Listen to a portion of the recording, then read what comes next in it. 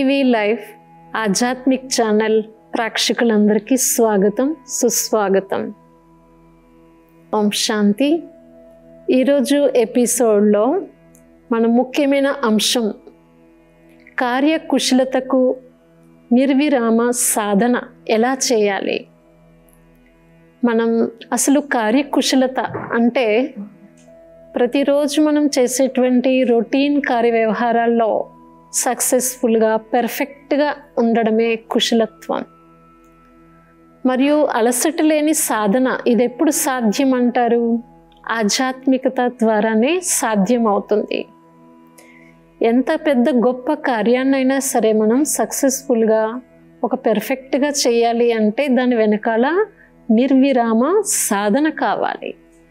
ఎంతో మన ముందు చూసాం కదా, గొప్ప గొప్ప మహావీరులు మహనీయులు ఎందరో మహానుభావులు ఈరోజు చరిత్రలో ఇంతగా మన ముందు ఉదాహరణ మూర్తులుగా అయ్యారు అంటే వాళ్ళ జీవితంలో ఒక స్వతంత్ర పోరాటంలోనండి, దేశం కోసమనండి, సమాజం కోసమనండి, అన్ని విధాలుగా కూడా వాళ్ళు ఎంతగా నిర్విరామ సాధన అంటే రాత్రింబవళ్ళు కష్టపడ్డారు. కష్టే ఫలే అన్నట్టు ఏ రంగాలైనా సరే మనకి ఒక కార్యంలో సఫలత అనేది ఎప్పుడొస్తుంది? కష్టపడితేనే. కానీ అది రాత్రింబవళ్ళు కూడా అంటే మనం ఒక ఏకాగ్రతతో లక్ష్యంతో ఎప్పుడైతే మనం అలాంటి మన కళ్ళ ముందు లక్ష్యం పెట్టుకుంటామో అలసట అనేది కూడా తెలియదు. ముఖ్యంగా దీనికి కావాల్సింది మనస్ఫూర్తిగా ఏకాగ్రత. ఏకాగ్రత అనేది కూడా నేను ఇప్పుడు ఏదో ఒకటి చెయ్యాలి అనేది మనసులో మనం సబ్కాన్షియస్లో కూడా ఫీడ్ అయినప్పుడే అది పదే పదే మనకి దృష్టిలో ఏ పని చేస్తున్నా రోజంతా మన కళ్ళ ముందు కనిపిస్తుంది. ఇప్పుడు నా పని ఇది, నేను లేస్తున్నా కూర్చున్నా తింటున్నా నేను చేయాల్సింది ఇది అని అడుగడుగులో వాళ్ళు ఎంత బిజీ డైవర్ట్లో వెళ్ళినా ఏ ఫీల్డ్లో వెళ్ళినా కానీ వాళ్ళ మైండ్లో మాత్రం అదే మెదులుతూ ఉంటుంది. అలాంటి వాళ్ళు ఎలాంటి కార్యాన్ని చక్కబెట్టినా కానీ తలపెట్టినా తప్పనిసరిగా పూర్తిగా దాన్ని పర్ఫెక్ట్గా చేసి తీరుతారు. కానీ దాని వెనకాల మనకి ఆధ్యాత్మిక సాధన కూడా తప్పనిసరిగా కావాలి. ఎంత ఆధ్యాత్మికతతో జోడించబడి ఉంటూ ఉంటామో మానసిక శక్తి, మనోబలం, విల్ పవర్ అంటూ ఆత్మవిశ్వాసం, మనోధైర్యం, దాంతోపాటు ఏకాగ్రత వస్తూ ఉంటుంది కనుక మనం అలసిపోకుండా సాధన చేయగలుగుతాం. సాధన అంటే కృషి, స్వయం కృషితోటే ఏదైనా కానీ మనకి సంతృప్తి. ఎంతోమంది రకరకాలుగా ప్రతి ఒక్కరూ వేరే వాళ్ళు చేస్తేనే నేను చేయగలుగుతాను, వాళ్ళు ఉంటే నాకు అవుతుంది, పలానా వాళ్ళ వల్ల అవుతుంది అని కొన్ని ఆధారాలు వెతుకుతూ ఉంటాం. ఈ ఆధారాలు తోడు కారణంగా మనం డిపెండింగ్ నేచర్తో మనం పొందవలసిన ప్రాప్తి అనేది అంటే ఏదైతే లక్ష్యం అనుకుంటామో అది షేరింగ్ అయిపోతూ ఉంటుంది. అందులో కొన్ని విధాలుగా మనం డైవర్ట్ అయిపోతూ ఉంటాం. మనకి రావాల్సింది కొంచెమే మిగులుతుంది. దానికి సంతృప్తి ఎలా ఉంటుంది చెప్పండి?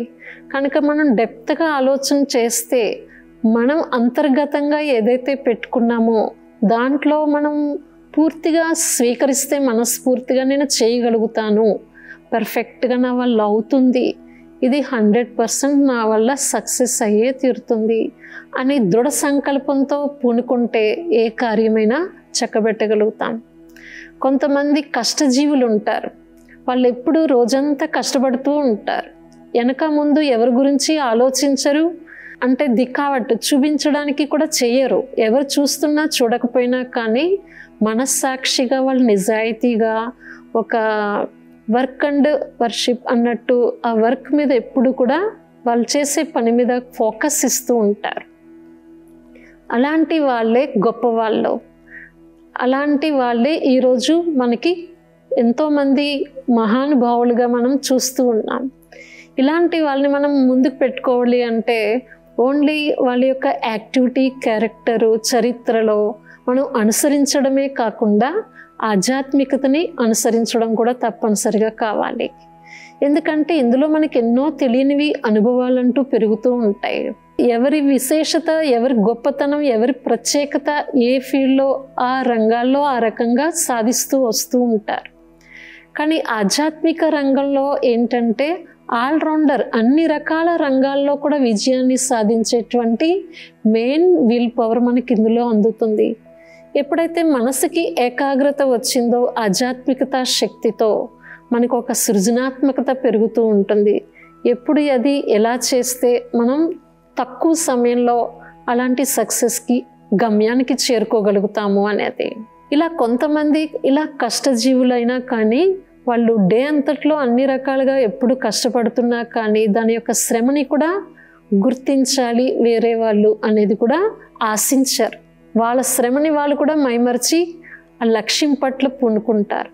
కొంతమంది సుఖజీవులు ఉంటారు, వాళ్ళు ఎక్కువగా కష్టపడరు కానీ కొంతమందికి గ్రూప్కి వాళ్ళు షేర్ చేస్తూ ఉంటారు. కొంతమంది ఈ పని చేయాలి, ఆ పని చేయాలి, మీరు ఈ పని చేయాలి. అలా కొంతమందికి టీంకి వర్క్ అప్పచెప్పినా కానీ టైంకి ఆటోమేటిక్గా అది ఒకటే టీం వర్క్లో కంప్లీట్ అయ్యే విధంగా అడ్మినిస్ట్రేషన్ అన్నట్టుగా ఒక నేతృత్వ కళ కూడా ఉంటుంది. ఆ రకంగా చేయడంలో కూడా అది కూడా ఒక విశేషమైన కళ. అందరికీ షేర్ చేసుకోవడంతో ఒక పని ఉందంటే ఒక కార్యం అందరిలో కూడా ఒక ఐక్యత, ఏకత్వం అనేది వస్తుంది. కొంచెం తక్కువ సమయంలో ఆ కార్యాన్ని చక్కబెట్టేటువంటి మనకి ప్రతిఫలం కూడా లభిస్తుంది. ఈ విధంగా మనం పూర్తిగా అందులో శ్రమించి చేయడం వేరే విషయం. కొంతమందిని మనం ఒక కలుపుకుంటూ ఒక టీం వర్క్ చేస్తూ ఇన్వాల్వ్మెంట్తో ఒక రెస్పాన్సిబిలిటీ ఫీల్ అవుతూ ఒక విశేషమైన కళతో మనం ముందుకు వెళ్ళడం అనేది కూడా ప్రత్యేకమైన కార్యక్షమత అనేది మనకి తెలీదు. ఆ శ్రమ అనేది కూడా మనకు తెలీదు. చాలా తొందరగా చిటికలో కార్యాన్ని పొందగలుగుతాం.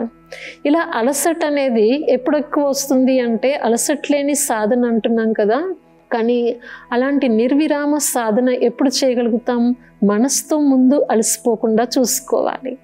కొంతమంది ఇప్పుడు 1 వీక్ ముందు ఏదైనా పెద్ద ఫంక్షన్ ఉందనుకోండి, కంపెనీలో ఏదైనా పెద్ద ప్రోగ్రామ్ ఉందనుకోండి, 1 వీక్ ముందు నుంచి ప్రోగ్రామ్ ఆటోమేటిక్గా ప్రాజెక్ట్ వర్క్ రకరకాలుగా డ్యూటీస్ స్టార్ట్ అవుతుండొచ్చు, అనేక మందికి షేర్ చేసుకుంటుండొచ్చు. కానీ మెయిన్ పర్సన్ ఎవరైతే రెస్పాన్సిబుల్ ఉన్నారో వాళ్ళకి చాలా చింత నడుస్తుంది, నిద్ర కూడా పట్టకపోతుండొచ్చు. ఎలా జరుగుతుంది, ఎలా చేయాలి, ఇది వాళ్ళకి ఎలా అప్పచెప్పాలి, పలానా టైంలో వాళ్ళకి ఇది ఎలా చేయాలి, అన్ని రకాలుగా నడుస్తుండొచ్చు. కానీ అలా 1 వీక్ ముందు నుంచి చాలా టెన్షన్ తీసుకుంటారు కొంతమంది. ఇలా టెన్షన్తో స్ట్రెస్గా ఫీల్ అయ్యి ఇవాళ రేపు కొంతమందికి తొందరగా బాడీ ప్రాబ్లమ్స్, ఇలా డయాబెటీస్, స్ట్రెస్ తోటి కూడా గురవుతూ ఉన్నారు. కానీ మనసుకి అలసిపోకుండా, అంటే ఎక్కువగా మనం ఎప్పుడైతే ఆలోచనలో అలసిపోతామో తక్కువ కార్యాన్నే చేయగలుగుతాం. కానీ ఎక్కువ సమయంలో మనం చాలా తొందరగా ఫాస్ట్గా చేయాలి, కార్యక్షమతలో అలాంటి ప్రత్యక్షంగా పెర్ఫెక్ట్నెస్ మనలో రావాలి అంటే ఒక ఎక్స్పీరియన్స్ కూడా కావాలి. ఎక్స్పీరియన్స్ అనేది అనుభవం. ఎంత ఆధ్యాత్మికతలో మనం కొన్ని రకాల విధాల ఆలోచనతో, మననంతో, రిమాండ్ చేసుకోవడంతో అందరి యొక్క అనుభవాలు మనం ఎప్పుడైతే ఎక్స్పీరియన్స్ని షేర్ చేసుకుంటూ స్టడీ చేస్తూ ఉంటామో అన్ని రకాలుగా ఆటోమేటిక్గా మనలో ఒక అనుభవం అనే బలం పెరుగుతుంది. ఎలా అయితే మజ్జిగ చిలికితే వెన్న వస్తుందో, ఈ అన్ని రకాలకు సంబంధించినటువంటి కొన్ని ఆధ్యాత్మిక ప్రవచన బుక్స్ అనండి, ఆధ్యాత్మికత సంబంధించిన టాపిక్స్ అనండి, ఎంతగా రిమాండ్ చేస్తూ వింటూ ఉంటామో మనం ఆటోమేటిక్గా మనన శక్తితో కొన్ని రకాల సృజనాత్మకతో కూడిన ప్లాన్స్ అనేది మనకి టచింగ్ అవుతూ ఉంటాయి. ఏ సమయంలో ఎలాంటి ప్లాన్తో మనం ప్రాక్టికల్గా ఈజీగా చేయగలుగుతాము అనేది. అప్పుడు మనకు అలాంటి శ్రమ అనేది, అలసట అనేది కూడా తెలీదు. చాలా ఇది ఎలా చేసాం అక్కడ అనేది కొంచెం ఆధ్యాత్మికతలో భగవంతుడి యొక్క తోడు కూడా మనకి కావాలి.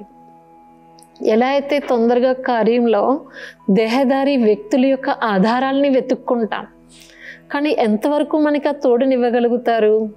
కొద్దిపాటు వాళ్ళ యథాశక్తి అనుసారమే మనకి సహాయం చేయగలుగుతారు. కానీ శక్తికి మించి ఎప్పుడు సహాయం అందుతుంది అంటే ఒక్క అడుగు మనం ధైర్యం అనే ముందు అడుగు వేసినప్పుడు. ఒక్క అడుగు ధైర్యంతో మీరు ముందుకు వేస్తే 1000 అడుగులు సహాయకుడు నేను చేస్తాను అని భగవంతుడి వాగ్దానం ఉంది. కనుక భగవంతుడు మనకి ఎప్పుడైతే విశ్వాసం, ఆధ్యాత్మికత పట్ల మనం నిశ్చయంతో ఉంటామో మన ద్వారా ప్రతి అడుగులో స్వతహాగా ధైర్యంతో ఏ కార్యాన్నైనా చక్కబెట్టగలుగుతాం. దానికి తగిన విధంగా ఎప్పుడు ఎలా చేయాలి, ఎక్కడ అనేది స్వతహాగా ఆటోమేటిక్గా మన ద్వారా చేయిస్తారు. మనం ఒక ఇన్స్ట్రుమెంట్, తమను ఒక ఇన్స్ట్రుమెంట్ సాధనగా ఫీల్ అవుతామో మనకే అది తెలీదు, ఆ కాన్షియస్ అనేది. ఇప్పుడు చూడండి, ఒక ఇన్స్ట్రుమెంట్కి ప్రోగ్రామ్ ఇచ్చామంటే ఆటోమేటిక్గా టైం టు టైం అంతా కంప్లీట్ చేసేస్తుంది. ఇవాళ రేపు మనం వాషింగ్ మిషన్ అనండి, అందులో టైం సెట్టింగ్ ఉంటుంది, ఏమీ కష్టపడిన అవసరం లేదు. కిచెన్లో చాలా మటుకు ఈరోజు సాధనాలు చాలా సహజమైపోయినాయి. బ్రెడ్ మేకర్ అంటే మనం ఇదివరకు అది నానబెట్టి ఒక 2 hours ఉంచి మళ్ళీ 1 గంట తర్వాత దాన్ని మళ్ళీ పెట్టి అట్లా బేక్ చేయడం ఇవన్నీ ఉండేది.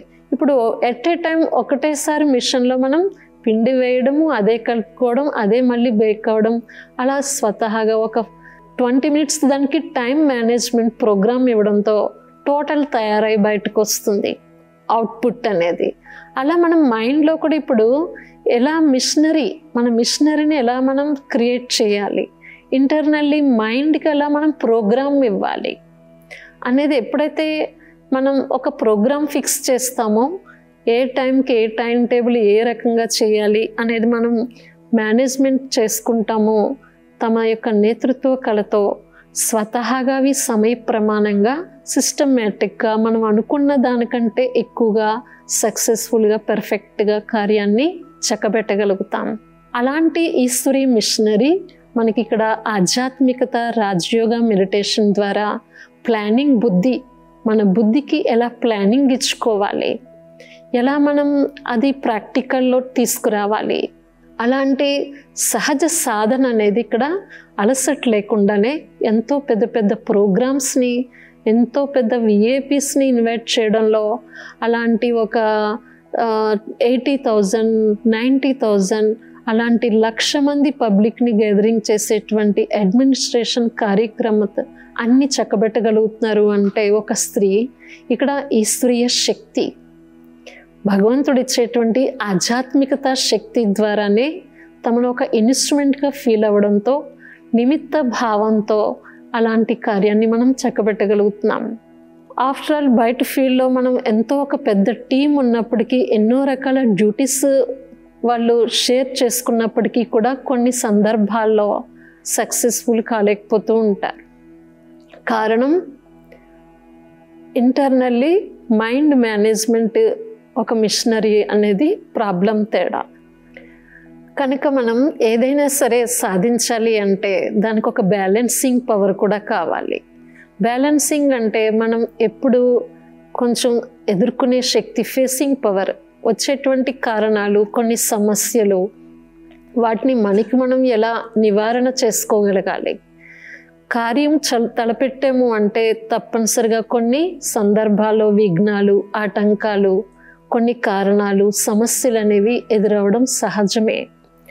కానీ వాటికి కూడా మనం ఎప్పుడైతే ప్రిపేర్ అయ్యి, మన మైండ్ని ఎప్పుడైతే ఒక మిషనరీ ప్రిపేర్ చేసి ప్రోగ్రామ్ ఇస్తామో, వాటిని ఈజీగా ఫేస్ చేసుకుంటూ, ప్రతి కారణాన్ని నివారణ చేసుకుంటూ, ప్రతి సమస్యని సమాధానపరుచుకుంటూ, ఇక్కడ ఆధ్యాత్మికత సాధనతో ఎలాంటిదైనా సాధ్యం చేయగలుగుతాం.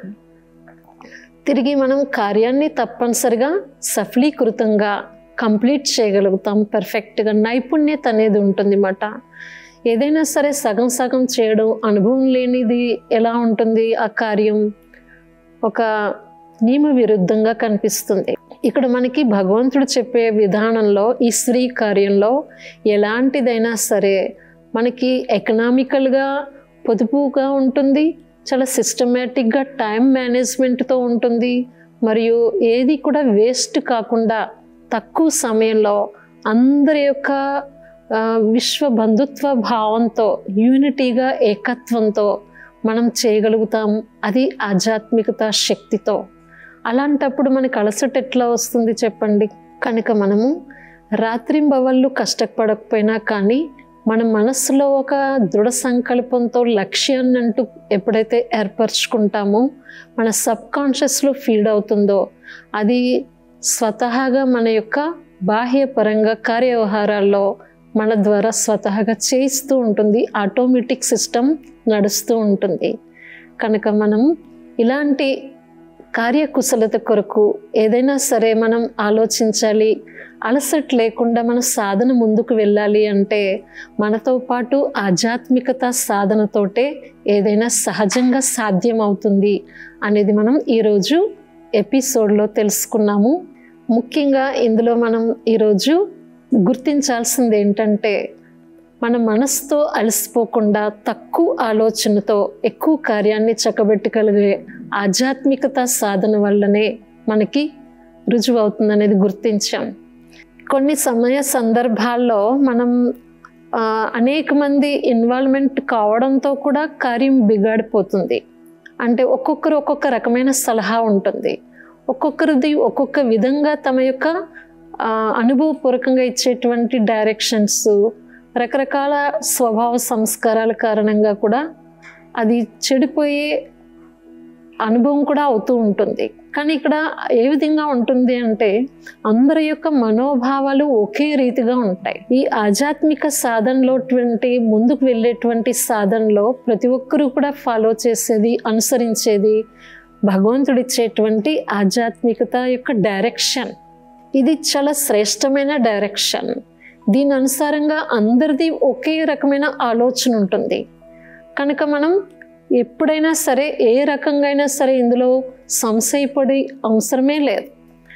అందరిది ఒకే ఆలోచనతో, ఐక్యతతో, కలుపుకుపోయే స్వభావంతో ఉంటుంది. కనుక అందులో మనకి ఒక్కొక్కరి యొక్క అనుభవాలతో చాలా ముందుకు వెళ్ళగలుగుతాం. అది తప్పనిసరిగా సక్రమంగా సరైన విధంగా అందరూ కూడా అనుభవం చేసుకునే విధంగా మనము ఒక శాంపుల్ రూపంలో కనిపిస్తుంది అన్నమాట. చూడండి, ఒక ప్రాజెక్ట్ వర్క్ ఇచ్చాము అంటే దానికి ఒక బిల్డింగ్ ప్లాన్ ఉంది అంటే దాని వెనకాల ఎన్ని రకాల ఉంటుంది. దానికి కూడా ఒక కమిటీ, గ్రూపు, ఇమ్యూనిటీ అన్ని రకాలుగా ఉంటుంది. అలాగే ఇక్కడ మనకి భగవంతుడు చేయించేది విశ్వ పరివర్తన కార్యం అనుకోండి. ఆధ్యాత్మిక సాధనతో ఏదైతే అందరూ కోరుకుంటున్నామో రామరాజ్యం అనేది, మనం అలాంటి రామరాజ్య స్థాపన కార్యంలో మన అందరి యొక్క స్వభావ సంస్కారాల్ని పరివర్తన చేసుకునేటువంటి స్వసాధన కృషి చాలా అవసరం ఉంది. అది ఎలా సాధ్యమవుతుంది? ఆధ్యాత్మికత చింతనతోనే.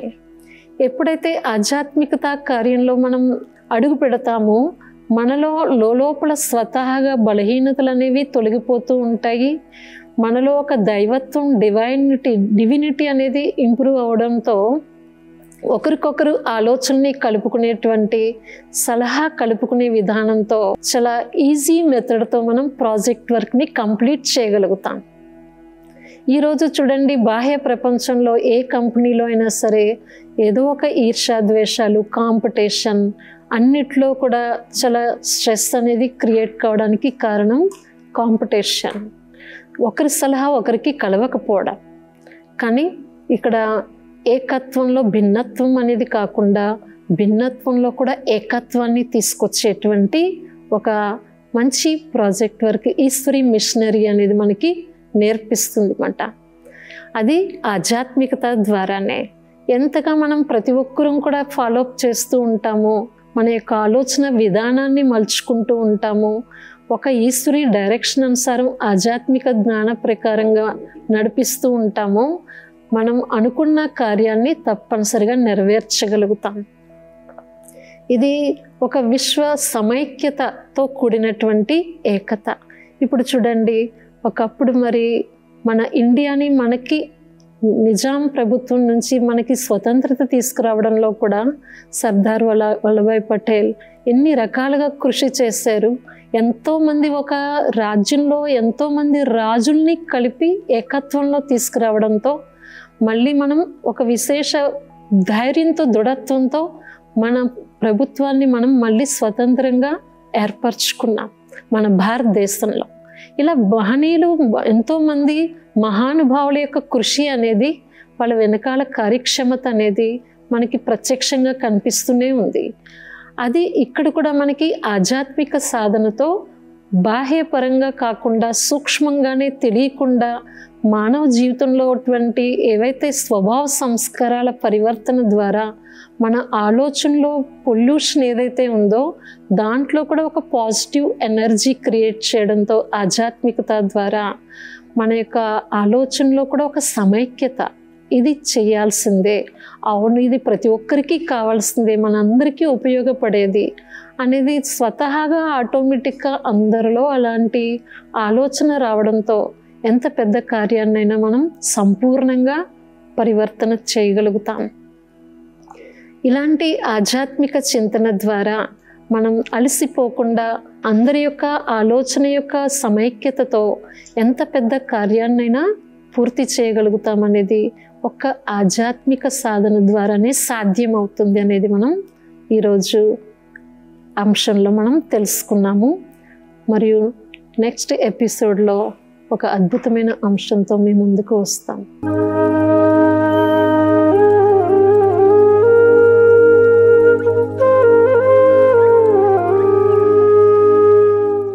ఈ కార్యక్రమాన్ని తిరిగి చూడాలనుకుంటే www.youtube.com/@ETV Life Spiritual లో చూడవచ్చు.